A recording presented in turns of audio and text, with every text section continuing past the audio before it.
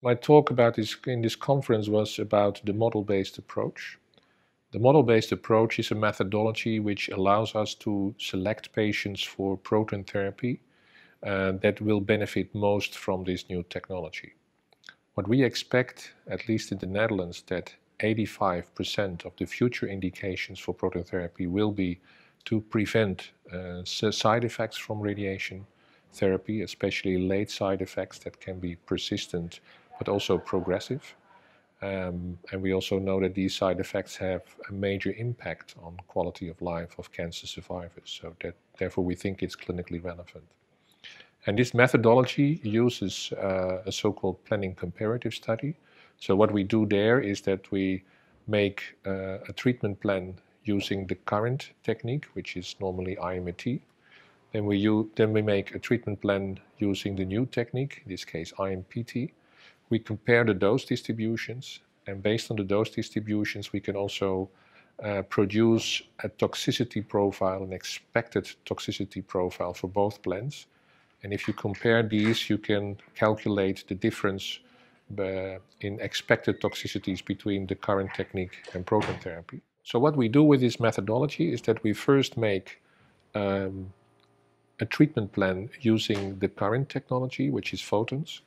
Then we make another treatment plan using the new technology, which is protons. Then we compare the dose distributions between the two technologies, especially with regard to the dose in the critical healthy tissues. And then we use that information to estimate the risks on radiation-induced side effects in the future. And based on the differences in expected side effects, we can then make a decision whether this patient will benefit from protons, yes or no.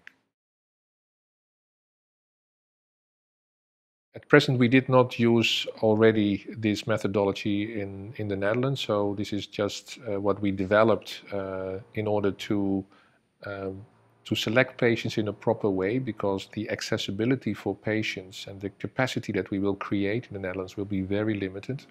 In the beginning only for less than 1%, and it will increase to a capacity which can treat about 3% of all patients that are currently treated with external beam radiotherapy in the Netherlands.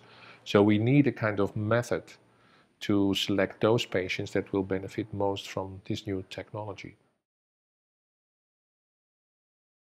Well, in summary, I think that this methodology is important to select patients that will have the most benefit from the new technology, and therefore it's also the most cost-effective way of selecting patients for new technologies in general.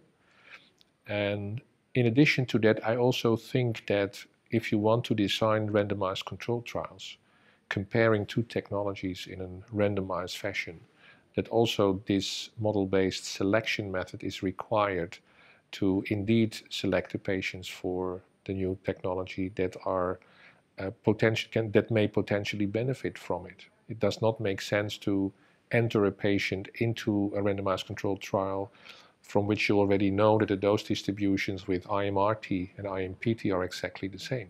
You will not expect a difference then.